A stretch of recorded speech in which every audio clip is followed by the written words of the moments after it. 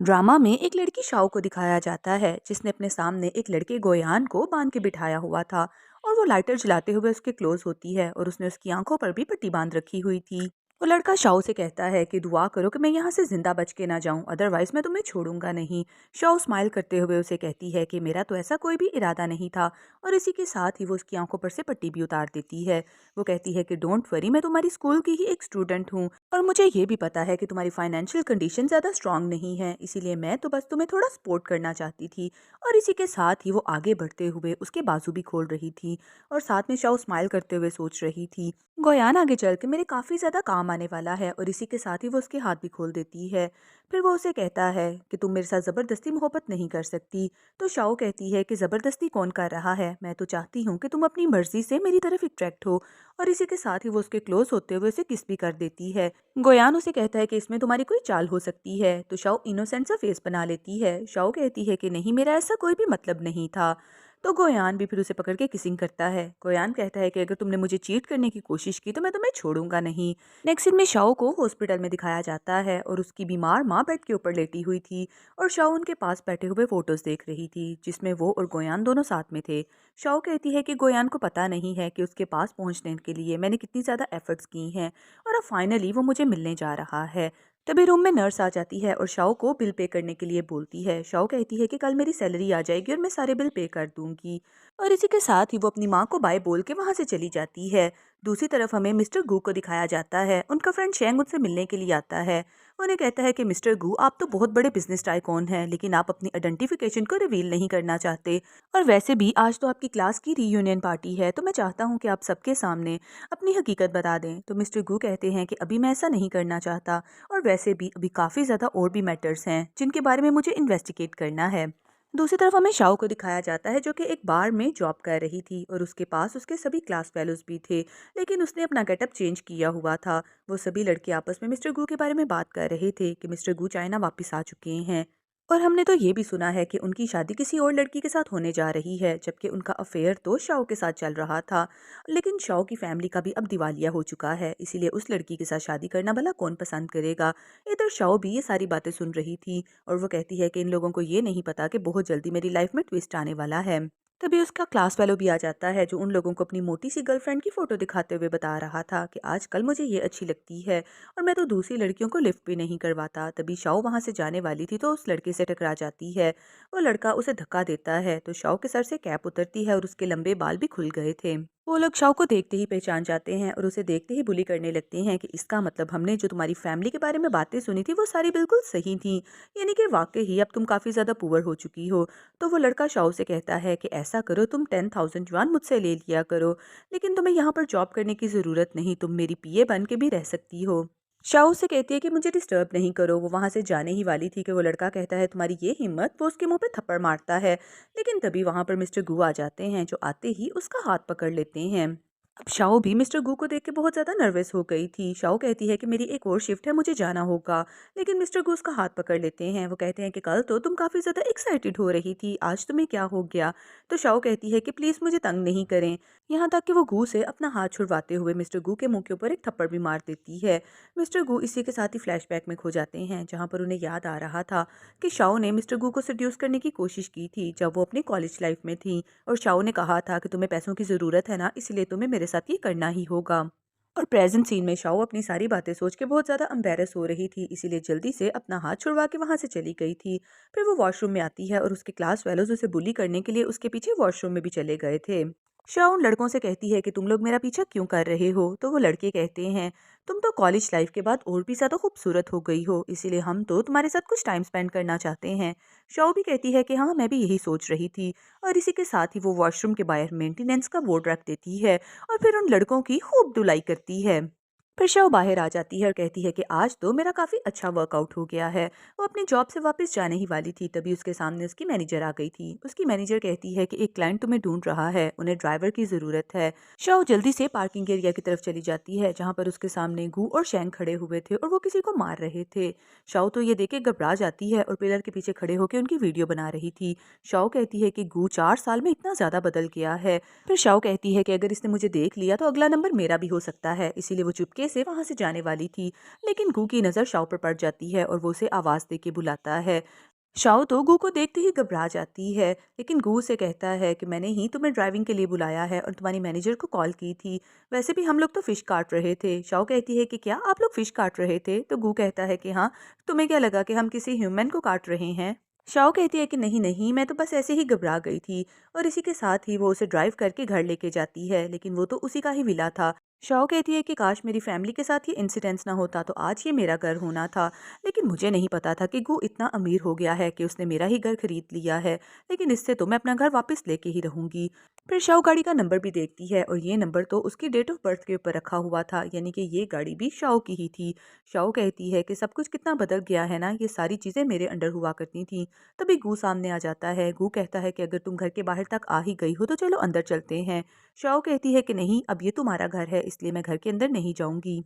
वो शाओ से कहता है कि मुझे लगता है कि तुम भूल गई हो, तुम मुझे इसी जगह पर तो लेके आया करती थी। इसी के साथ ही शाओ फ्लैशबैक में खो जाती है, जब वो दोनों ने नाइट स्पेंड की थी और उसके बाद शाओ के मोबाइल के ऊपर कॉल आ गई थी कि उसके फादर का एक्सीडेंट हो गया है और उनकी डेथ हो गई है और उसकी मदर की कंडीशन काफ़ी ज़्यादा क्रिटिकल है। और यहाँ तक न्यूज़ में ये भी आ गया था कि उनकी कंपनी भी बैंकरप्ट हो गई थी। शाओ ये देख के बहुत ज़्यादा घबरा गई थी। उधर गू से कहता है कि रात को हमने नाइट स्पेंड की है, मैं तुम्हारा रिस्पॉन्सिबल हूँगा। लेकिन शाओ उसे गुस्से में कहती है कि मैं दोबारा तुम्हारी शक्ल भी नहीं देखना चाहती। और इसी के साथ ही उसने उसकी तरफ अपना कार्ड भी फेंका था। वो कहती है कि इसमें कुछ पैसे हैं, आइंदा के बाद मेरे सामने मत आना। फिर हमें प्रेजेंट सीन दिखाया जाता है। शाओ कहती है कि ये सब वक्त की बातें हैं, लेकिन अब मैं काफ़ी ज़्यादा बिजी हूँ और मेरे पास टाइम नहीं है। शाओ वहाँ से जाने वाली थी तो गू उसे अपनी गोद में उठा लेता है और उसे अपने घर ले आता है। वो उसे बेड पर लेटाते ही कहता है कि आज मेरे पास सब कुछ है और मैं जो चाहूँ तुम्हारे साथ वो ही कर सकता हूँ। लेकिन शाओ बहुत ज़्यादा घबरा रही थी। शाओ कहती है कि क्या तुम मुझसे बदला लेना चाहते हो? तो गू कहता है कि ऐसा तो मैंने बिल्कुल भी नहीं सोचा। मुझे पता है कि तुम्हें अपनी माँ के हॉस्पिटल का बिल पे करने के लिए छोटी मोटी जॉब्स करनी पड़ती हैं। फिर वो कार्ड निकालते हुए उसे कहता है कि तुम्हारे पास दो ऑप्शंस हैं, या तो ये कार्ड ले लो और मेरे साथ नाइट स्पेंड करो, अदरवाइज तुम्हें खाली हाथ ही यहाँ से जाना पड़ेगा। और इसी के साथ ही वो उसका हाथ बांध के वहां से चला जाता है। शाओ को फ्लैशबैक का सीन याद आ रहा था, जब शाओ के पास सब कुछ हुआ करता था और गू उसे स्टडी करवाने के लिए आता था। शाओ उसे सड्यूस किया करती थी और शाओ से ये भी कहती थी कि तुम्हारी ब्लाइंड सिस्टर के ट्रीटमेंट के लिए तुम्हें पैसों की ज़रूरत है और मैं तुम्हें बहुत ज़्यादा पैसे दूंगी, लेकिन तुम्हें मेरे साथ नाइट स्पेंड करनी पड़ेगी। फिर प्रेजेंट सीन में शाओ सोच रही थी कि लगता है गू अब मुझसे बदला लेना चाहता है। इसी के साथ ही वो अपनी हेयर पिन के साथ अपना लॉक ओपन करती है और वो वहाँ से कार्ड पकड़ के जाने वाली थी, लेकिन रूम का डोर तो लॉक था, वो वहां से बाहर ही नहीं जा पा रही थी। तभी गू आ जाता है। गू कहता है कि मैंने कहा ना कि आज की रात तो तुम्हें मेरी बात माननी ही पड़ेगी। और इसी के साथ ही वो दोबारा उसे बेड पे गिरा देता है। फिर हमें नेक्स्ट मॉर्निंग का सीन दिखाया जाता है। शाओ जैसे ही सो के उठती है तो उसे याद आ रहा था कि गू ने रात को अपने आप को बांध लिया था और शाओ को परमिशन दी थी कि तुम जो चाहो मेरे साथ कर सकती हो। और शाओ की नज़र गू की तरफ भी जाती है, जो कि अभी भी सोफे के ऊपर सो रहा था। शाओ कहती है कि ये लड़का, इसे लगता है कि ये मुझे फंसा सकता है, लेकिन ऐसा तो नहीं होगा। और इसी के साथ ही दोबारा फिर से वो जाने लगी थी, लेकिन दरवाज़ा अभी तक लॉक था। तभी गू आ जाता है। गू कहता है कि मैंने कहा ना कि तुम मेरी परमिशन के बगैर नहीं जा सकती। तभी डोर ओपन होता है और वहां से लिली एंटर होती है। लिली कहती है कि गू, मैं तुम्हारे लिए ब्रेकफास्ट बना के लाई हूँ। गू उसे देखते ही कहता है कि तुम्हें यहाँ पर आने की परमिशन किसने दी? लिली भी शाओ को अपने सामने देख के कंफ्यूज हो गई थी। इसी के साथ ही फ्लैशबैक का एक सीन दिखाया जाता है, जब वो लोग कॉलेज में पढ़ा करते थे। लिली गू के पास गई थी और उसने गू को प्रपोज किया था। लिली कहती है कि शाओ बहुत ज़्यादा रिच गर्ल है और वो कभी भी किसी लड़के के साथ सिंसियर नहीं हो सकती। मैं तुमसे बहुत ज़्यादा प्यार करती हूँ और हमारा परफेक्ट मैच रहेगा। दूसरी तरफ शाओ भी उसी जगह पर आ रही थी और उसने अपने हाथ में कुकीज़ पकड़ी हुई थी। शाओ कहती है कि आज तो मैं गू को प्रपोज करके रहूंगी, लेकिन तभी उसने अपने सामने लिली और गू को देख लिया था। लिली उसे ज़बरदस्ती हक कर लेती है। ये देखते ही शाओ की तो कुकीज़ नीचे गिर गई थीं और दूसरी तरफ गू को तो इस बात का बिल्कुल भी नहीं पता था, लेकिन वो अपना मुंह मोड़ के वहां से चली गई थी। जबकि गू ने लिली को धक्का दे के पीछे किया था और उसने उसे कहा था कि मैं तुमसे प्यार नहीं करता। फिर हमें प्रेजेंट सीन दिखाया जाता है। शाओ कहती है कि मैं तुम दोनों को डिस्टर्ब नहीं करूंगी और इसी के साथ ही वो रूम से बाहर चली गई थी। गो लिली से कहता है कि मैंने तुम्हें पहले भी मना किया है कि यहाँ पर बिल्कुल भी नहीं आना। यहाँ तक कि वो अपने सिक्योरिटी गार्ड को कॉल करके भी कह देता है कि आइंदा के बाद लिली मुझे यहाँ पर नजर ना आए। फिर दूसरी तरफ हमें ऑफिस का सीन दिखाया जाता है। एक लड़की अपने सभी एम्प्लॉयज़ को पैसे ट्रांसफर कर रही थी और एम्प्लॉयज़ उसके लिए मज़े मज़े के खाने लेके आए थे। और तभी वहाँ पर शाओ आ गई थी। शाओ ने उन सब लोगों को वहाँ से भेज दिया था। पिंकी शाओ को देखते ही कहती है कि मैं कब से तुम्हारा वेट कर रही थी, आज मैंने तुम्हें काफ़ी ज़्यादा इंटरेस्टिंग न्यूज़ देनी है। तुम्हें पता है हमारे ऑफिस में नए सीईओ आए हैं। शाओ कहती है कि मुझे किसी में भी कोई भी इंटरेस्ट नहीं है। तभी मिस्टर गू उसके सामने आ जाते हैं और उसका आईडी कार्ड देखते हुए से कहते हैं कि आप यहाँ पर ही काम करती हैं। तभी शेंग भी सामने आता है और गू का सबके साथ इंट्रोडक्शन करवाता है और बताता है कि ये हमारी कंपनी के नए सीईओ हैं। इसी बात पे सब लोग क्लैप करते हैं। एम्प्लॉयज़ तो आपस में ये भी बात कर रहे थे कि हमें तो लगता था कि कोई ओल्ड मैन आएगा, लेकिन मिस्टर गू तो बहुत ही ज़्यादा हैंडसम है। फिर मिस्टर गू शाओ से कहते हैं कि एक मीटिंग है और 10 मिनट में आपको मेरे साथ मीटिंग हॉल में जाना है। शाओ तो चुपचाप मिस्टर गू की तरफ देखे जा रही थी, उसे तो कुछ भी समझ नहीं आ रहा था। फिर वो पिंकी के साथ मीटिंग हॉल में जा रही थी, लेकिन पिंकी को वॉशरूम जाना था, इसीलिए वो शाओ को छोड़ के वहां से चली गई थी। तभी गू आ जाता है और अपना फेस स्कैन करता है, लेकिन उसका फेस तो स्कैन ही नहीं होता क्योंकि वो तो वहां पर नया आया था। इसीलिए मिस्टर गू अपने एम्प्लॉयज से कहते हैं कि इस कैमरा को यहाँ से हटा दिया जाए। पिंकी भी बड़ी सी हैमर लेके आती है और उस मशीन को तोड़ देती है। फिर नेक्स्ट सीन में पिंकी और शाओ ऑफिस में बैठी हुई अपनी बातें कर रही थी। पिंकी कहती है कि तुम्हें पता है वांग चाइना वापस आ चुका है। दूसरी तरफ मिस्टर गू भी अपने ऑफिस में बैठे हुए फुटेज में उन दोनों की ही वीडियो देख रहे थे और साथ में उनकी बातें भी सुन रहे थे। इसीलिए वो अपने असिस्टेंट से कहते हैं कि वांग के बारे में इन्वेस्टिगेट करो। तभी वो फ्लैशबैक में खो जाते हैं। उन्हें याद आ रहा था कि स्कूल लाइफ में वांग शाओ की काफ़ी ज़्यादा केयर किया करता था और उसे गिफ्ट भी देता था, और फिर वो फॉरेन कंट्री स्टडी करने के लिए चला गया था और अभी काफ़ी अरसे के बाद वापस आया है। फिर हमें प्रेजेंट सीन दिखाया जाता है। असिस्टेंट बाहर आके सभी एम्प्लॉयज़ को बताता है कि आज आप सब लोगों को प्रमोशन मिलेगा और इसी खुशी में आज हम पार्टी करने जा रहे हैं। इस बात पर सभी एम्प्लॉयज़ बहुत खुश होते हैं और क्लैप भी करते हैं। तभी वो शाओ को भी बताता है कि मिस्टर गू ने आपको अपनी सेक्रेटरी के तौर पर हायर किया है और आपकी प्रमोशन भी हो गई है और मिस्टर गू ने आपकी सैलरी भी इंक्रीज कर दी है। पिंकी ये बात सुनते ही कहती है कि क्या सेक्रेटरी की जॉब, यानी कि इसका मतलब ये तुमसे अपने पर्सनल काम भी करवाएगा, तुम्हें तो फौरन ना बोल देने चाहिए। लेकिन जैसे ही शाओ सैलरी का नाम सुनती है तो जल्दी से एक्साइटेड हो जाती है और कहती है कि हाँ, मैं तो ये पोस्ट संभालने के लिए रेडी हूँ। फिर थोड़ी देर बाद पिंकी शाओ के पास आती है। वो उसे कहती है कि काफ़ी दिन हो गए हमने फ़न नहीं किया, और वो उसे मोबाइल पर रील्स दिखा रही थी जहाँ पर कुछ मेल मॉडल डांस कर रहे थे। पिंकी कहती है कि आज हम दोनों एंजॉय करने के लिए जाएंगे और मैं तुम्हारे लिए काफ़ी ज़्यादा मेल मॉडल्स को भी बुलाऊंगी। लेकिन उन दोनों को इस बात का बिल्कुल भी नहीं पता था कि दूसरी तरफ मिस्टर गू उनकी बातें सुन रहे हैं और देख भी रहे हैं। मिस्टर गू अपने दिल में सोचते हैं कि इसका मतलब शाओ को इन चीज़ों का काफ़ी ज़्यादा शौक है। फिर नेक्स्ट सीन में शाओ मिस्टर गू को थैंक्स बोलने के लिए उनके घर आई थी और वो उनके लिए रेड कलर के रोजेस भी लेके आई थी। लेकिन मिस्टर गू जैसे ही उसके लिए डोर ओपन करते हैं, वो तो मेल मॉडल के गेटअप में थे। शाओ तो ये देख के हैरान ही रह गई थी कि मिस्टर गू इस गेटअप में कितने अच्छे लग रहे हैं, और मिस्टर गू से कहते हैं कि अगर तुम मुझे फ्लावर्स देने के लिए ही आई हो तो इन्हें अंदर मेरे टेबल पर रख दो। शाओ उनके घर के अंदर चली जाती है और एक जगह पर फ्लावर्स रखती है, लेकिन मिस्टर गू ने तो अपने घर में काफ़ी जगहों पर कॉस्ट्यूम रखे हुए थे जो कि मेल मॉडल वियर करते हैं। और फिर वो बेडरूम में भी चली जाती है, वहां पर भी यही सब कुछ पड़ा हुआ था। मिस्टर गू शाओ से कहते हैं कि तुम्हें इसमें से जोन सा भी ड्रेस पसंद है उसे मैं तुम्हारे लिए वियर कर सकता हूँ। लेकिन शाओ कहती है कि नहीं, आप मुझे ऐसे ही अच्छे लग रहे हैं, और वैसे भी मुझे एक ज़रूरी काम से जाना है। ये कह के वो वहां से चली गई थी। फिर नेक्स्ट सीन में शाओ को हॉस्पिटल में दिखाया जाता है। वो अपनी माँ के हॉस्पिटल का बिल पे करती है और वो ये सोच रही थी कि ऐसे तो मेरा बहुत ज़्यादा एक्सपेंस हो जाता है, और वो अपसेट भी हो रही थी। तभी पिंकी उसके पास भागते हुए आती है। पिंकी कहती है कि मैंने मिस्टर गू को एक लड़की के साथ देखा है, और वो लड़की मिस्टर गू के काफ़ी ज़्यादा क्लोज आ रही थी और मिस्टर गू से गायनाकोलॉजी में चेकअप करवा रहे थे। मुझे तो लगता है कि मिस्टर गू का कोई अफेयर चल रहा है। वो शाओ को पकड़ के ज़बरदस्ती उसी साइड पर ले जाती है। सामने से गू एक लड़की के साथ रूम से बाहर आता है और उसे लेके जा रहा था, लेकिन ये लड़की तो उसकी ब्लाइंड सिस्टर थी। उसने अपनी आंखों पर भी ग्लासेस लगा रखे थे। मिस्टर गू अपनी बहन से कहते हैं कि अपना बहुत ज़्यादा ख्याल रखना और डॉक्टर ने जो मेडिसिन दी हैं उन्हें भी बाकायदगी से खाना। इधर पिंकी कहती है कि देखो ज़रा मिस्टर गू को किस तरह से उस लड़की की केयर कर रहे हैं, मुझे तो गुस्सा आ रहा है। शाओ की आंखों में भी आंसू आ जाते हैं। तो पिंकी कहती है कि प्लीज़ ना रो, लेकिन शाओ उसे कहती है कि तुमने मेरा हाथ बहुत ज़ोर से पकड़ रखा है, इसी वजह से तो मुझे रोना आ रहा है। फिर नेक्स्ट सीन हमें ऑफिस का दिखाया जाता है। शाओ मिस्टर गू के पास शॉर्ट लीव लेने के लिए जाती है, तो मिस्टर गू कहते हैं कि तुम्हें ऐसा कौन सा ज़रूरी काम आ गया। शाओ कहती है कि आप भी तो किसी का चेकअप करवाने के लिए गए थे ना, मैंने भी तो आपसे बिल्कुल भी नहीं पूछा। तो मिस्टर गू से जाने की परमिशन दे देते हैं।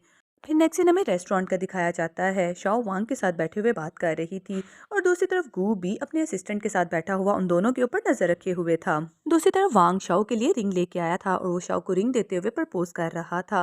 इधर गू को तो ये देख के बहुत गुस्सा आ रहा था और वो अपने असिस्टेंट से कहता है कि देखो जरा, क्या शाओ ने हाँ बोल दी है। लेकिन वो दोनों ही चुपके चुपके से उन्हें देख रहे थे। इसीलिए वांग शाओ से कहता है कि दूसरी तरफ तुम्हारे फ्रेंड्स बैठे हैं, क्योंकि वो दोनों बार बार हमें देख रहे हैं। शाओ की नज़र भी गू पर जाती है और शाओ कहती है कि क्या मिस्टर गू मेरे ऊपर नज़र रख रहे हैं। इन्हें मिस्टर गू को भी इस बात का पता चल जाता है और अपने असिस्टेंट के साथ उसी जगह पर आ जाते हैं। असिस्टेंट वांग से कहता है कि चलो मेरे साथ बाहर, मुझे तुम्हारे साथ ज़रूरी बात करनी है, और वो वो वांग को लेके वहां से चला गया था। गू सीधा आके शाओ के सामने बैठ जाता है। गू कहता है कि मुझे नहीं पता था कि तुम्हारी चॉइस इतनी बुरी भी हो सकती है। शाओ कहती है कि मेरी चॉइस को क्या हुआ, और वैसे भी आप भी तो एक लड़की के साथ हॉस्पिटल में थे ना। मिस्टर गू से बताते हैं कि वो मेरी सिस्टर है और मैं उसका ट्रीटमेंट करवाने के लिए गया था। शाओ तो ये बात सुन के शॉक्ड रह गई थी। मिस्टर गू शाओ से कहते हैं कि मुझे ये बात बिल्कुल भी अच्छी नहीं लगती कि तुम मेरे अलावा किसी के भी क्लोज जाओ, और वैसे भी कल तुम्हें मेरे साथ एक पार्टी के लिए जाना है। शाओ कहती है कि देखूंगी अगर मेरे पास टाइम हुआ, और इसी के साथ ही मिस्टर गू वहां से चले गए थे। फिर नेक्स्ट सीन हमें एक शानदार पार्टी का दिखाया जाता है, जहां पर शाओ बहुत ही प्यारा सा ड्रेस पहन के आती है, और पार्टी में आए हुए कुछ लड़कियां शाओ को बुली करने लगती हैं। एक लड़की शाओ से कहती है कि तुम्हारी हिम्मत कैसे हुई इस पार्टी में आने की, तुम तो एक अमीरजादी हो, जब से तुम्हारी फैमिली का दिवालिया हुआ है तुम्हें तो कहीं पर मुंह छुपा के बैठना चाहिए। तभी लिली भी उसके सामने आ जाती है। लिली कहती है कि तुम्हें क्या लगता है कि मिस्टर गू तुम्हें प्यार करेंगे? मिस्टर गू तो बस तुमसे बदला लेना चाहते हैं, और उन्हें तो तुम में कोई भी इंटरेस्ट नहीं। शाओ कहती है कि मैं यहाँ पर तुम लोगों के साथ अपना वक्त बर्बाद नहीं कर सकती। वो वहाँ से जाने वाली थी, तभी मिस्टर गू आ जाते हैं और उसे हक कर लेते हैं। मिस्टर गू कहते हैं कि शाओ मेरी स्पेशल गेस्ट है और इसे मैंने यहाँ पर बुलाया है। शाओ भी मिस्टर गू को देखते ही एक्टिंग मोड में आ जाती है और कहती है कि डार्लिंग आपने आने में इतनी ज़्यादा देर कर दी, ये सभी लोग मुझे बुली कर रहे थे। मिस्टर गू को तो उसका क्यूट सा फेस देख के पुरानी वाली शाओ याद आ जाती है, जो कि कॉलेज में भी मिस्टर गू के ऊपर रोब डाला करती थी। इसीलिए मिस्टर गू से कहते हैं कि आई एम सो सॉरी, लेकिन अब मेरे होते हुए तुम्हें कोई भी डिस्टर्ब नहीं करेगा। वो लड़की दोबारा फिर से शाओ से कहती है कि तुम यहाँ पर क्या कर रही हो। शाओ उसके मुंह पे जोरदार थप्पड़ मारती है। उल्टा वो भी शाओ को थप्पड़ मारने वाली थी, लेकिन मिस्टर गू उसका हाथ पकड़ लेते हैं। फिर तभी लिली मिस्टर गू से कहती है कि मुझे आपसे ज़रूरी बात करनी है, मुझे सिर्फ आपके 3 मिनट चाहिए। तो मिस्टर गू लिली के साथ उसकी बात सुनने के लिए जाती हैं। लिली मिस्टर गू से कहती है कि मैं आपसे बहुत ज़्यादा प्यार करती हूँ, शाओ आपको सिर्फ यूज़ कर रही है, शाओ कभी भी आपसे सच्ची मोहब्बत नहीं कर सकती। मिस्टर गू साथ में स्मोकिंग कर रहे थे। मिस्टर गू कहते हैं कि ये मेरी पर्सनल लाइफ है, तुम इसमें इंटरफेयर नहीं कर सकती। फिर लिली मिस्टर गू से कहती है कि मुझे याद है कि आपने अपने फादर का मर्डर किया था। ये बात सुनते ही मिस्टर गू रुक जाते हैं। वो कहते हैं कि तुम मेरी फैमिली के बारे में कैसे जानती हो। इसी के साथ ही फ्लैशबैक का एक सीन दिखाया जाता है, जहां मिस्टर गू के फादर गैम्बलिंग के लिए अपनी फैमिली से पैसे मांग रहे थे, और उनकी माँ सामने खड़े हुए रो रही थी। आंटी कहती हैं कि हमारे पास बिल्कुल भी पैसे नहीं हैं, हमारे ऊपर तरस खाओ, अपनी बेटी की तरफ देखो, ये बिल्कुल भी देख नहीं सकती, हमें इसके ट्रीटमेंट के लिए भी पैसे चाहिए होते हैं। लेकिन गू के फादर सारी चीज़ें यहाँ वहाँ फेंक रहे थे। फिर गू भी अपने फादर को समझाने की कोशिश करता है कि प्लीज़ हमारे साथ ऐसा नहीं करें, लेकिन वो तो उनकी बात मान ही नहीं रहे थे। तभी गलती से उनके हाथों से उनके फादर का मर्डर हो गया था। फिर प्रेजेंट सीन दिखाया जाता है। लिली कहती है कि अगर तुमने मेरे साथ एंगेजमेंट नहीं की तो मैं इन फोटोज़ को पोस्ट कर दूंगी। गू कहता है कि ठीक है, मैं तुम्हें सोच के जवाब दूंगा, और इसी के साथ ही वो वहां से चला गया था। लिली ये बात सुन के बहुत खुश हो गई थी कि लगता है कि गू अब मेरे साथ एंगेजमेंट कर लेगा। दूसरी तरफ शाओ भी ये सारा सीन देख रही थी। फिर हमें शाओ को दिखाया जाता है, जो कि अकेले ड्रिंक कर रही थी। लिली अपने दिल में सोचती है कि सबसे पहले मुझे शाओ को गू की जिंदगी में से बाहर निकालना होगा। इसीलिए वो शाओ के पास आ जाती है। वो शाओ से कहती है कि मैं और गू बहुत जल्दी शादी करने वाले हैं। शाओ तो एक्टिंग करते हुए सारी ड्रिंक उसके ऊपर गिरा देती है। शाओ कहती है कि आई एम सो सॉरी, लेकिन गू तो मुझे प्यार करता है, वो तुम्हारे साथ शादी कैसे कर सकता है? लिली कहती है कि तुम उसे छोड़ के चली गई थी ना, और उसके बाद वो मुझसे प्यार करता है, और अब हम दोनों की शादी होने वाली है। फिर लिली उसे 50 मिलियन का चेक देते हुए कहती है कि ये पैसे लो और उसकी जिंदगी में से चली जाओ। शाओ जल्दी से चेक पकड़ लेती है। शाओ कहती है कि ये सब कुछ मैं पैसों के लिए नहीं कर रही, लेकिन मुझे लगता है कि तुम्हारी इंटेंशन सच्ची है। फिर नेक्स्ट सीन में हमें शाओ को दिखाया जाता है, जो कि उस चेक को देख रही थी। शाओ कहती है कि वाओ, मुझे तो बैठे बैठाए 50 मिलियन मिल गए हैं। तभी शाओ का दरवाजा नॉक होता है और मिस्टर गू अपना फेस छुपा के वहां पर आए थे। शाओ बाहर अच्छे से देख के जल्दी से मिस्टर गू को घर के अंदर कर लेती है। शाओ कहती है कि किसी ने आपको आते हुए तो नहीं देखा। मिस्टर गू कहते हैं कि किसी ने भी नहीं। फिर शाओ ने चेक दिखाती है। शाओ कहती है कि देखो जरा मेरे पास कितने पैसे आ गए हैं। मिस्टर गू शाओ से कहते हैं कि लगता है कि तुम्हें इस बात से कोई फर्क नहीं पड़ता कि मैं लिली के साथ शादी कर लूं। तो शाओ कहती है कि हाँ, मुझे इस बात से कोई भी फर्क नहीं पड़ता, और वैसे भी मुझे तो बस पैसे ही चाहिए थे। मिस्टर गू कहते हैं कि ठीक है, फिर कॉलेज की कुछ यादों को ताज़ा ही कर लेते हैं, और इसी के साथ ही वो अपने बैग से काफ़ी ज़्यादा वाइन की बॉटल्स निकालते हैं। शाओ कहती है कि लगता है ये मुझे सेड्यूस करके मुझे यूज़ करना चाहता है, लेकिन फिर वो उनके साथ ड्रिंक करने लगती है। मिस्टर को शाओ से कहते हैं कि मैंने लिली से अपनी तस्वीरें निकलवानी हैं, क्योंकि वो मुझे ब्लैकमेल कर रही है, और तब तक तुम भी जितनी चाहे मर्जी एक्टिंग कर सकती हो। फिर हमें नेक्स्ट इन ऑफिस का दिखाया जाता है। जैसे ही शैंग को इस बात का पता चलता है कि मिस्टर गू लिली के साथ एंगेजमेंट करने जा रहे हैं, वो तो मिस्टर गू के पास आ जाता है। वो मिस्टर गू के काफ़ी ज़्यादा क्लोज होते हुए कहता है कि आप लिली के साथ एंगेजमेंट कैसे कर सकते हैं, आपने तो हमेशा ही शाओ को पसंद किया है।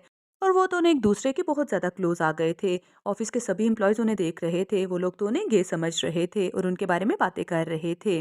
फिर थोड़ी देर बाद शाओ के मोबाइल पर मिस्टर गू का मैसेज आता है और वो उससे टी लाने के लिए बोल रहे थे। शाओ उनके लिए चाय लेके जाती है और साथ बैठ के खुद भी वहाँ पर पी रही थी। लेकिन जैसे ही वहाँ पर लिली आती है तो वो जल्दी से उठ खड़ी होती है। लिली कहती है कि आई एम सो सॉरी, मैं आपको बताए बगैर यहाँ पर आ गई। लेकिन मिस्टर गू कहते हैं कि कोई बात नहीं, तुम कभी भी आ सकती हो। फिर लिली कहती है कि मैं आपके साथ एक कॉन्ट्रैक्ट डील साइन करना चाहती हूँ और 20 मिलियन की इन्वेस्टमेंट भी करना चाहती हूँ। मिस्टर गूस की बात मान लेते हैं और वो खुशी से वहाँ से चली गई थी। और मिस्टर गू शाओ की तरफ देख के स्माइल करते हैं।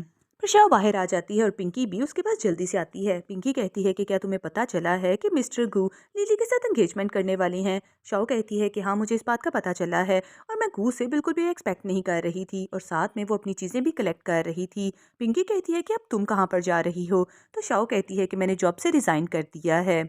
शाओ कहती है लेकिन मेरी सैलरी मुझे टाइम पर मिलती रहेगी। पिंकी तो उसकी बात सुन के बहुत हैरान हो रही थी। फिर शाओ अपना सामान पकड़ के एक दूसरे ऑफिस में आती है। शाओ बताती है कि ये ऑफिस मेरी माँ ने अरेंज किया था। फिर शाओ पिंकी के साथ अपना प्लान शेयर करती है कि वो अपने ऑफिस को किस तरह से एस्टेब्लिश करेगी। फिर शाओ और पिंकी दोनों शॉपिंग करने के लिए भी जाती हैं और वो काफ़ी ज़्यादा रिच होने की एक्टिंग भी कर रही थी और वो काफ़ी ज़्यादा एक्सपेंसिव शॉपिंग भी करती हैं। तभी वहाँ पर गू और लिली आ जाते हैं। लिली उसे देखते ही कहती है कि मुझे नहीं पता था कि तुम भी यहाँ पर शॉपिंग करने के लिए आई हो। शाओ कहती है कि हाँ, मैं भी यहाँ पर शॉपिंग करने के लिए आई हूँ, लेकिन ये शॉप इतनी ज़्यादा अच्छी नहीं है। तो लिली कहती है कि ठीक है, फिर मैं किसी और शॉप से शॉपिंग करूँगी। और वो गू को लेके वहाँ से चली गई थी। पिंकी तो शाओ का बिहेवियर देख के बहुत ज़्यादा हैरान होती है। वो उसे कहती है कि तुमने इन्हें यहाँ से जाने के लिए क्यों बोला। शाओ कहती है कि मैं लिली को काफ़ी अच्छे तरीके से जानती हूँ। वो इसी काम के ऑपोजिट करेगी, यानी कि वो इसी जगह से शॉपिंग करने के लिए आएगी, क्योंकि मुझे पता है कि वो मेरी बात इस तरह से नहीं मानेगी और वो जितनी दफ़ा भी शॉपिंग करेगी मुझे 10% का और ज़्यादा डिस्काउंट मिलेगा। पिंकी शाओ से कहती है कि तुम तो काफ़ी ज़्यादा क्लेवर हो। इधर लिली गू के साथ उसी शॉप पर आ जाती है शॉपिंग करने के लिए और वो दोनों भी उनके साथ ही आ जाते हैं। गू तो शाओ की साइड पर खड़ा हुआ था, इसीलिए मैनेजर उन दोनों को साथ में देख के कहती है कि आपका कपल तो बहुत ज़्यादा ज़बरदस्त है, कि हम आपको कोई अच्छा सा वेडिंग गोन दिखाएं। लिली ये देख के चिढ़ जाती है और गू को अपनी साइड पर करते हुए कहती है कि मैं और गू कपल हैं और हमारी शादी होने वाली है और हम दोनों यहाँ से शॉपिंग करने के लिए आए हैं।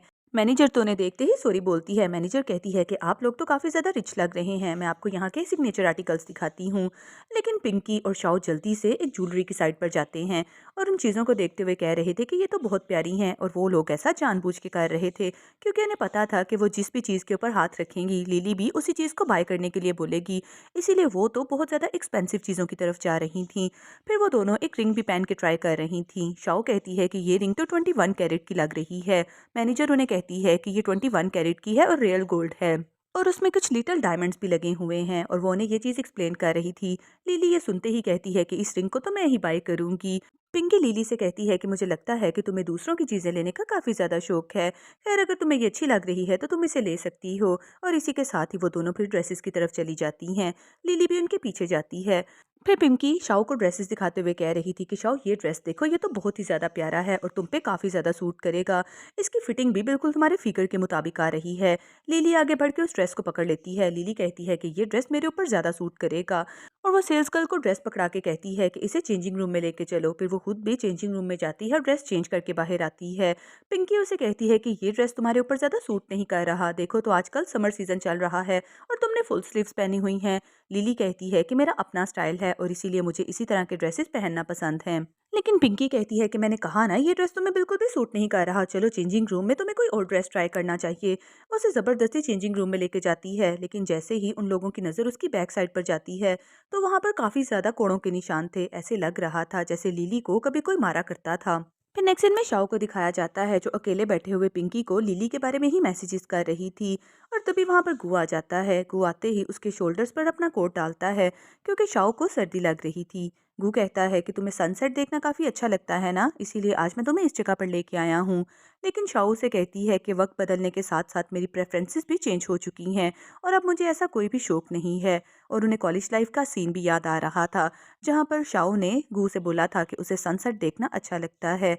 गु कहता है कि क्या तुम मुझे बताओगी कि तुम मुझे छोड़ के क्यों चली गई थी। शाओ कहती है वैसे तो मैं इन बातों को रिपीट नहीं करना चाहती, लेकिन जब मैं तुम्हारे साथ सो के उठी थी मुझे ये खबर मिली थी कि हमारी कंपनी का दिवालिया हो चुका है और मेरी माँ का कार एक्सीडेंट हो गया था और हमारी फाइनेंशियल कंडीशन काफ़ी ज़्यादा ख़राब हो गई थी, यहाँ तक कि मार्केट में हमारे सभी स्टॉक्स भी नीचे गिर गए थे। उसके बाद मैं अपनी माँ का ट्रीटमेंट करवाने के लिए काफ़ी ज़्यादा स्ट्रगल करती रही, यहाँ तक कि मुझे बार्स में भी जॉब करनी पड़ी। वो शाओ से पूछता है कि क्या वो तुम्हारे रियल फादर थे। शाओ कहती है कि नहीं, वो मेरे रियल फादर नहीं थे। और इसी के साथ ही फ्लैशबैक का एक सीन दिखाया जाता है। शाओ की मदर उसके अंकल के साथ बैठी हुई थी। जैसे ही शाओ उनके सामने जाती है तो आंटी कहती हैं कि ये तुम्हारे अंकल हैं और तुम्हारे फादर के बाद ये हमें बहुत अच्छे से लुक आफ्टर करेंगे, हम दोनों शादी करने के बारे में सोच रहे हैं। अंकल भी कहते हैं कि मैं तुम्हें अपनी फैमिली की तरह ट्रीट करूंगा, मुझे उम्मीद है कि तुम हमारे रिलेशनशिप से बहुत ज़्यादा खुश होगी। फिर कुछ अर्से बाद का सीन दिखाया जाता है जब शाओ की मदर ज़ोर ज़ोर से रो रही थी और वो कहती हैं कि तुम्हारे अंकल ने मुझे चीट किया है, उन्होंने मुझसे शादी बस हमारी प्रॉपर्टी को हथियाने के लिए की थी। शाओ कहती है कि शायद यही वजह थी कि मैं किसी भी मर्द के ऊपर ट्रस्ट नहीं करती थी और तुम्हारे साथ भी मैं ऐसा बिहेव करती थी। गू उसका हाथ पकड़ लेता है। गू कहता है कि मुझे पता है कि तुम काफ़ी ज़्यादा इमोशनल ट्रॉमा से गुजरी हो, लेकिन मेरी बात का यकीन करो, मैं तुम्हें बहुत ज़्यादा प्यार करता हूँ और सब मर्द एक जैसे नहीं होते। शाओ गू से कहती है कि ऐसी कोई बात नहीं और वैसे भी तुम्हारी तो लिली के साथ शादी होने वाली है ना। गू कहता है कि मैं लिली से प्यार नहीं करता बल्कि मैं तुमसे प्यार करता हूँ। शाओ कहती है मुझे तो ये लगता था कि तुम मुझसे नफरत करते हो क्योंकि मैं हमेशा ही तुम्हें टॉर्चर किया करता था, लेकिन गू कहता है कि ऐसी कोई बात नहीं, जब से तुम मेरी ज़िंदगी में आई हो तो मेरे दिन फिर गए थे। मेरी माँ जेल चली गई थी और मुझे अपनी सिस्टर के लिए काफ़ी ज़्यादा स्ट्रगल करनी पड़ती थी, लेकिन फिर तुम्हारे दिए हुए पैसों से मैंने अपनी सिस्टर का ट्रीटमेंट भी करवाया और मैंने अपने सारे बिजनेस को भी तुम्हारे पैसों से ही स्टैंड किया है। नेक्स्ट सीन ऑफिस का दिखाया जाता है। शेंग गू को बता रहा था कि शाओ ने यहाँ से रिज़ाइन कर दिया है क्योंकि उसने पिंकी के साथ मिलकर अपनी न्यू कंपनी स्टार्ट की है, जैसा कि उसकी मदर ने उसे कहा था। गू तो ये बात सुन के बहुत हैरान होता है क्योंकि उसे तो पता ही नहीं था। दूसरी तरफ पिंकी और शाओ को दिखाया जाता है जो कि अपनी कंपनी की ग्रैंड ओपनिंग करते हैं और रिबन भी काटती हैं। और पिंकी अनाउंस करती है कि आज सभी लोगों को फ्री डिनर मिलेगा। इस बात पर सभी एम्प्लॉय काफ़ी ज़्यादा खुश हो जाते हैं और काम करना स्टार्ट हो गए थे। दूसरी तरफ हमें लिली को दिखाया जाता है। लिली के पेरेंट्स उसे बहुत ज़्यादा डांट रहे थे। वो कहते हैं कि हमारे पास बहुत ज़्यादा थोड़ा टाइम बचा है, तुम्हें मिस्टर गू के साथ शादी करनी होगी। लिली अपने पेरेंट्स से कहती है कि क्या मेरी कोई ज़िंदगी नहीं है, आप लोग हमेशा ही मुझे यूज़ करते आए हो। उसकी माँ उसके मुंह पे थप्पड़ लगाती है और उसे कहती है कि तुम अपने पेरेंट्स से कैसे बात कर रही हो। लिली कहती है कि जब मैं कॉलेज में पढ़ती थी तो आप मुझे 3-3 दिन तक बंद कर देते थे और खाना भी नहीं देते थे। तो लिली की माँ उसे कहती है कि हम तुम्हारी फजूल बातें नहीं सुनेंगे और तुम्हारे पास काफ़ी ज़्यादा थोड़ा टाइम है। और ये कह के वो वहाँ से चली गई थी, जबकि लिली के लिप से तो ब्लड भी आ रहा था। दूसरी तरफ हमें बार में पार्टी का सीन दिखाया जाता है जहाँ पर शाओ और पिंकी ने अपने सभी एम्प्लॉयज़ को पार्टी दी थी। वहाँ पर मिस्टर जैन भी थे जो कि उन्हें सपोर्ट कर रहे थे और वो काफ़ी सालों के बाद चाइना वापस आए थे। एम्प्लॉयज़ मिस्टर जैन से पूछ रहे थे कि हमें लगता है कि आपका और शाओ का अफेयर चल रहा है, आप दोनों शादी कब कर रहे हैं। दूसरी तरफ गू भी उसी जगह पर आ रहा था और वो बाहर खड़े होकर ही उनकी बातें सुन लेता है। पहले तो वो डोर ओपन करने वाला था, लेकिन फिर ये बातें सुन के चुपचाप ही वहाँ से चला गया था। इधर मिस्टर जैन कहते हैं कि नहीं, मैं शाओ को हमेशा अपनी सिस्टर समझता हूँ, मैं तो किसी और से प्यार करता हूँ। और इसी के साथ ही वो पिंकी की तरफ देखते हैं, लेकिन पिंकी को तो इस बात का पता ही नहीं था। फिर पिंकी और शाओ ने काफ़ी ज़्यादा ड्रिंक की हुई थी और वो दोनों वहाँ से जा रही थी और मिस्टर जैन भी उनके साथ ही थे। पिंकी कहती है कि आप शाओ को घर पे ड्रॉप कर दे, मैं खुद ही घर चली जाऊंगी। तो मिस्टर जैन कहते हैं कि मेरा ख्याल है कि तुमने ज़्यादा ड्रिंक की है, मुझे तुम्हें ड्रॉप करना चाहिए। इधर शाओ भी ये बात फील कर लेती है, इसीलिए जानबूझ के पिंकी को धक्का दे के मिस्टर जैन की तरफ करती है, लेकिन ऐसा करते हुए वो खुद भी चकरा जाती है। लेकिन दूसरी तरफ से मिस्टर गू आ जाते हैं। शाओ मिस्टर गू से कहती है कि आप यहाँ पर क्या कर रहे हैं। मिस्टर गू कहते हैं कि मैं तुम्हें ही लेने के लिए आया था। और वो जैन से कहते हैं कि काफ़ी अरसे से तुम्हें नहीं देखा। पिंकी मिस्टर जैन से कहती है कि अब गू आ गया है, वो खुद ही शाओ को ले जाएगा, चलो हम यहाँ से चलते हैं। और वो दोनों जल्दी से वहाँ से चले गए थे। मिस्टर गू शाओ से कहते हैं कि अकेले तुम्हारा ऐसी जगहों पर आना खतरनाक भी हो सकता है और वो उसे ड्रिंक देते हुए कहते हैं कि ये ड्रिंक याद से पी लेना क्योंकि बाहर काफ़ी ज़्यादा सर्दी है। और वो आगे की तरफ चले जाते हैं। शाओ कहती है कि ये आदमी इतना भी बुरा नहीं है। फिर नेक्स्ट सीन में शाओ अपनी मदर के पास आती है। वो अपनी मदर से कहती है कि आप तो हॉस्पिटल में रहते रहते और भी ज़्यादा खूबसूरत हो गई हैं। आपको पता है कि मैंने अपनी न्यू कंपनी स्टार्ट कर ली है और बहुत जल्दी मैं अपनी कंपनी को उसी जगह पर लेके जाऊंगी जहां पर वो पहले थी, और मैं उन लोगों को सज़ा भी दिलवाऊंगी जिनकी वजह से आज आप इस जगह पर हैं। फिर नेक्स्ट सीन में हमें शाओ को दिखाया जाता है जो कि अपनी कंपनी में काफ़ी ज़्यादा मेहनत कर रही थी और वो ड्रेस डिज़ाइन करवा रही थी। सभी एम्प्लॉयज़ काफ़ी मेहनत से काम कर रहे थे। तभी शाओ के पास पिंकी आती है। पिंकी कहती है कि तुम्हें पता है मिस्टर जैन ने हमें काफ़ी ज़्यादा न्यू आइडियाज़ भी दिए हैं, मुझे तो लगता है कि मिस्टर जैन तुम्हें बहुत ज़्यादा पसंद करते हैं। शाओ कहती है कि तुम पागल हो गई हो, तुम्हें ये नज़र नहीं आता कि कौन तुम्हें प्यार करता है। पिंकी कहती है कि तुम क्या कह रही हो, मैंने तो कभी उन्हें इस नज़र से देखा ही नहीं। तो शाओ कहती है कि तुम भूल गई, कॉलेज लाइफ में भी अक्सर वो तुम्हें गिफ्ट दिया करता था। तो पिंकी कहती है लेकिन वो तो सिर्फ मेरा क्लास फेलो था ना, इसलिए। लेकिन शाओ कहती है कि ज़रा इस बात के ऊपर गौर करो, मैं थोड़ी देर में आती हूँ। और ये कह के वहाँ से चली गई थी। फिर वो मिस्टर गू के पास आती है। उसने मिस्टर गू को जो डिज़ाइंस लाने के लिए कहा था वो सारी चीज़ें ले आए थे। मिस्टर गु शाओ से कहते हैं कि वैसे मुझे इस बात की समझ नहीं आ रही, तुम इस कंपटीशन को विन करने के लिए इतनी ज़्यादा डेस्परेट क्यों हो रही हो। तो शाओ से कहती है कि कुछ चीज़ें हैं जो मैं आपको अभी तक नहीं समझा सकती। मिस्टर गु कहते हैं कि अगर तुमने इस कंपटीशन को विन कर लिया तो क्या हम दोनों अपने बारे में कोई बात कर सकते हैं। शाओ कहती है कि अभी तो मैं बहुत ज़्यादा बिजी हूँ, हम इसके बारे में बाद में बात करेंगे। और इसी के साथ ही वो बहाना बना के वहाँ से निकल गई थी। फिर नेक्स्ट सीन में शाओ अपनी कंपटीशन के लिए तैयारियां कर रही थी, तभी उसके सामने लिली और उसके अंकल आ जाते हैं। वो उसे देखते ही कहते हैं कि शाओ तुम कैसी हो। शाओ कहती है कि मेरा ख्याल है कि आप मुझे काफ़ी अच्छे से जानते हैं, क्योंकि 4 साल पहले आपने ही मेरी माँ को धोखा दिया था और मेरी माँ की हालत के जिम्मेदार भी सिर्फ आप ही हैं, इसीलिए मुझसे किसी भी अच्छी बात की उम्मीद बिल्कुल भी मत रखिएगा। और ये कह के वो वहाँ से चले जाते हैं। लिली तो ये बातें सुन के बहुत ज़्यादा हैरान हो रही थी, क्योंकि उसे तो किसी बात का नहीं पता था। इधर शाओ अपनी मॉडल्स को कंपटीशन के लिए तैयार कर रही थी, तभी उसकी असिस्टेंट आके उसे बताती है कि कंपटीशन स्टार्ट हो चुका है। फिर लिली भी वहां पर ही आ जाती है। लिली कहती है कि शाओ मैं तुम्हारी मदद करना चाहती हूँ, मेरे अंकल इतने सिंपल भी नहीं हैं और वो तुम्हें हराने के लिए कुछ भी कर सकते हैं। शाओ कहती है कि मैं भी देखना चाहती हूँ कि तुम्हारे अंकल किस हद तक जाएंगे, इसीलिए उन्हें जाके बता दो कि मैं पीछे हटने वालों में से नहीं हूँ। फिर थोड़ी देर बाद हमें शाओ को दिखाया जाता है और कंपटीशन स्टार्ट हो जाता है। उसके अंकल भी आके उसी के साथ बैठ जाते हैं। वो शाओ से कहते हैं कि मुझे बहुत ज़्यादा अफसोस होगा जब तुम यहाँ से हार के जाओगी। तो शाओ कहती है कि अभी तो कंपटीशन स्टार्ट भी नहीं हुआ, मेरा ख्याल है कि आपको हारने के लिए थोड़ा सा इंतजार करना पड़ेगा। वो भी स्माइल करते हुए उसके साथ ही बैठ जाते हैं। फिर जैसे ही कंपटीशन स्टार्ट होता है, सबसे पहले लिली और उसके अंकल की मॉडल्स को बुलाया जाता है, जो स्टेज के ऊपर आके मॉडलिंग करके जाती हैं। सब लोग उनके काम को बहुत ज़्यादा अप्रिशिएट कर रहे थे कि इन्होंने बहुत ही अच्छे तरीके से सारी मॉडल्स को रेडी किया है और उनके कपड़े भी काफ़ी ज़्यादा लेटेस्ट डिज़ाइन के थे। फिर जजेस उन्हें काफ़ी ज़्यादा अप्रिशिएट करते हुए ज़्यादा मार्क्स देते हैं। फिर दूसरे नंबर पर शाओ की मॉडल्स को स्टेज पर बुलाया जाता है। शाओ की मॉडल्स तो काफ़ी ज़्यादा अच्छी लग रही थीं, क्योंकि उन्होंने रॉयल और ट्रेडिशनल चाइनीज़ कपड़ों का कॉम्बो पहना हुआ था। शाओ के आइडियाज़ को भी सभी लोग काफ़ी ज़्यादा अप्रिशिएट कर रहे थे। फिर सभी जजेस शाओ को 10/10 नंबर देते हैं, लेकिन सिर्फ एक जज उसे 5 नंबर देता है। तभी एक लड़का खड़ा होकर शाओ को बातें करने लगता है। वो शाओ से कहता है कि ये डिज़ाइंस तो ये डिज़र्व ही नहीं करते कि इन्हें 10 नंबर दिए जाएं। मुझे लगता है कि तुमने इन सभी जजेस को बाय किया है और तुमने इन्हें एक्स्ट्रा पैसे दिए होंगे, क्योंकि 4 साल पहले तुम्हारी कंपनी तो बर्बाद हो चुकी थी, इसीलिए तुमने अब ये नया तरीका शुरू किया है। शाओ कहती है कि मैंने ऐसा बिल्कुल भी नहीं किया, आप किसी की फैमिली को सामने रखते हुए उसे टारगेट नहीं कर सकते। फिर दूसरे लोग भी शाओ को बातें करने लगते हैं। तभी जजेस उसे कहते हैं कि अगर ऐसी ही बात है कि तुमने जानबूझ के अपने आइडियाज़ को प्रमोट किया है, तो हम तुम्हारे नाम को फैशन इंडस्ट्री कंपटीशन में से बाहर निकाल देंगे और तुम किसी भी कंपटीशन में कभी टेक पार्ट नहीं कर सकोगी। शाओ तो ये बात सुन के बहुत ज़्यादा अपसेट हो रही थी, जबकि लिली अपने अंकल से कहती है कि हमारा मकसद बस इस चैंपियनशिप को जीतना था, हम किसी के कैरियर को बर्बाद नहीं कर सकते, प्लीज़ आपको शाओ की हेल्प करनी होगी।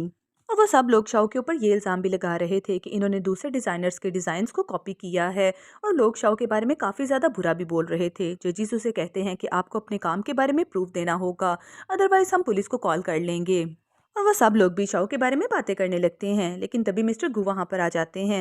मिस्टर गू कहते हैं कि अभी थोड़ी देर में आपको पता चल जाएगा कि यहाँ पर हो क्या रहा है। और इसी के साथ ही सबके मोबाइल के ऊपर मैसेजेस आ जाते हैं, जिसमें साफ पता चल रहा था कि जज ने पैसे लिए थे और इसीलिए वो लिली के अंकल की साइड ले रहे थे, बल्कि जज ने तो 5 मिलियन दिए थे। ये देखते ही अब सब लोग शाओ की साइड पर हो जाते हैं। वो कहते हैं कि इसका मतलब 4 साल पहले भी शाओ के साथ काफ़ी ज़्यादा नाइंसाफ़ी की गई थी और इसी वजह से उसकी मदर को डिप्रेशन में हॉस्पिटल भी जाना पड़ा था। फिर जज भी शाओ के अंकल की तरफ इशारा करता है। वो कहता है कि मैंने ये सब कुछ इसके कहने की वजह से किया है। अंकल कहते हैं कि मुझे तो किसी बात का कुछ भी पता नहीं है, आप सब लोग मेरे ऊपर इल्ज़ाम लगा रहे हैं। लेकिन तभी हमें शाओ की मदर की एंट्री दिखाई जाती है, जिनकी तबीयत अब ठीक हो चुकी थी। वो आते ही अंकल शाओ के सामने खड़े हो जाती हैं। वो आते ही अंकल के सामने खड़ी हो जाती हैं। वो कहती हैं कि तुम इसलिए डर रही हो ना कि कहीं मैं तुम्हें सबके सामने बेनकाब ना कर दूं। अंकल तो उसे देखते ही शॉक रह जाते हैं। अंकल कहते हैं कि तुम ठीक कैसे हुई। फिर लिली भी उनसे यही क्वेश्चन पूछती है कि आप तो कोमा में चली गई थी ना। और इसी के साथ ही फ्लैशबैक का एक सीन दिखाया जाता है, जहां पर शाओ अपनी माँ के पास बैठी हुई थी और तभी उसकी माँ ने मूवमेंट की थी। शाओ ये देखते ही अपनी माँ को आवाज़ देती है और वो भी अपनी आंखें खोल देती हैं। शाओ की माँ उसे कहती है कि मैं कोमा में थी, लेकिन मैं तुम्हारी सारी बातें सुन सकती थी। और वो दोनों ही रोना शुरू कर देती हैं। शाओ कहती है कि थैंक गॉड आप ठीक हो गई। उसकी माँ कहती है कि मुझे पता है तुमने कंपटीशन में हिस्सा लिया है। शाओ की माँ उसे कहती है कि मैं तुम्हारी ज़रूर हेल्प करूंगी और इस दफ़ा किसी को भी मैं अपनी बेटी को बुली नहीं करने दूंगी। फिर हमें प्रेजेंट सीन दिखाया जाता है, जहाँ पर आंटी सबके सामने अपना इंट्रोडक्शन करवाती हैं और आंटी बताती हैं कि इसने रिश्वत दे के मुझे इंडस्ट्री में से ब्लैक लिस्ट करवाया था। अंकल तो आंटी को अपने सामने देख के बहुत ज़्यादा नर्वस हो गए थे। वो उन्हें कहते हैं कि प्लीज़ मुझे माफ़ कर दो, मैंने ऐसा कुछ भी नहीं किया। वो स्माइल करते हुए कहती हैं कि तब तो मेरा कार एक्सीडेंट हो गया था, इसीलिए मैं तुम्हारे खिलाफ कोई भी प्रूफ नहीं इकट्ठा कर सकी थी, लेकिन अब की दफ़ा मैं सारे प्रूफ साथ लेके आई हूँ। ये कहते ही वो सबके सामने फाइल करती हैं और उन्हें सब डिज़ाइंस के बारे में बता रही थी कि ये सारे डिज़ाइंस मैंने काफ़ी देर पहले डिज़ाइन किए थे, जो कि इसने चोरी कर लिए थे। अंकल उसकी तरफ देखते हुए कहते हैं कि तुम्हें इस बात का कैसे पता चला? तो आंटी कहती हैं कि जो मैंने हाथ से मेहनत की हुई है वो तुम कभी भी चुरा नहीं सकते। फिर शाओ भी अपनी माँ की साइड लेते हुए कहती है कि मैं बिल्कुल अपनी माँ की जैसी हूँ, इसीलिए मैं कभी भी किसी के ऊपर इल्ज़ाम नहीं लगाती, बल्कि प्रूफ के साथ सारी बात बताती हूँ। फिर शाह उस लड़के की तरफ देखते हुए कहती है कि इसने भी अंकल से पैसे लिए हैं, इसीलिए तो ये यहाँ पर इतनी प्रॉब्लम क्रिएट कर रहा है। ये बात सुनते ही वो लड़का तो वहाँ से जल्दी से भाग जाता है। अंकल भी आंटी का हाथ पकड़ते हुए कहते हैं कि प्लीज़ मुझे माफ़ कर दो, मुझसे बहुत बड़ी गलती हुई। लेकिन आंटी उसके मुंह पे एक थप्पड़ लगाती हैं। आंटी कहती हैं कि तुम्हारी वजह से मेरी सारी ज़िंदगी बर्बाद होके रह गई और तुम मुझसे माफ़ी मांग रहे हो। माफ़ी तो अब तुम पुलिस से मांगना। और इसी के साथ ही वहाँ पर पुलिस आ जाती है, जो अंकल को अरेस्ट करके ले जाती है। फिर आंटी अपनी बेटी से कहती हैं कि चलो घर चलते हैं। फिर नेक्स्ट सीन में वो तीनों घर आ जाते हैं। आंटी सारे घर को देखते हुए कह रही थी कि ये घर बिल्कुल भी तब्दील नहीं हुआ। शाओ कहती है कि माँ, ये घर हमारा नहीं है, मैं बस आपको ये घर दिखाने के लिए लाई हूँ और इस घर का असल मालिक तो गू है। और वो गू की तरफ देखती है। फिर शाओ आंटी को ये भी बताती है कि आपके चले जाने के बाद मैंने काफ़ी ज़्यादा लोन पे करना था। उसके लिए मैंने अपना घर और कंपनी दोनों ही सेल कर दिए थे और सर्वाइव करने के लिए मुझे बहुत ज़्यादा मेहनत करनी पड़ती थी। लेकिन ये घर अब मिस्टर गू की प्रॉपर्टी है, हम यहाँ पर सिर्फ ये घर देखने के लिए आए हैं। फिर गू भी आगे बढ़ के आंटी से अपना इंट्रोडक्शन करवाता है। आंटी कहती है कि मैं तुम्हें जानती हूँ, तुम शाओ के बॉयफ्रेंड हो ना? शाओ कहती है कि माँ, ऐसा मैंने कब कहा? तो आंटी कहती है कि जब मैं कोमा में थी और तुम आके मुझसे बातें करती थी, तब से ही मुझे गू के बारे में पता है। इट्स ओके, अगर ये घर अब हमारा नहीं रहा तो हम यहाँ पर एक रूम रेंट पर भी ले सकते हैं। तभी पिंकी और जैन भी आ जाते हैं। वो आते ही आंटी को ग्रीट करते हैं और उनका हाल पूछते हैं।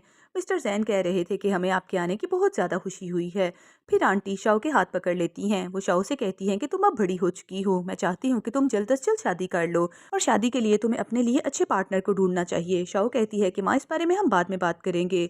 और मिस्टर गू भी कहते हैं कि आप इस घर को अपना घर समझें, हम लोग खाने पे मिलते हैं। और ये कह के वो वहाँ से चले जाते हैं। शाओ जल्दी से मिस्टर गू के पास आती है। वो मिस्टर गू से कहती है कि तुम नाराज़ होकर क्यों जा रहे हो? मिस्टर गू कहते हैं कि तुम्हें अपनी माँ की बात मान लेनी चाहिए। वो चाहते हैं कि तुम किसी अच्छे लड़के से शादी करो।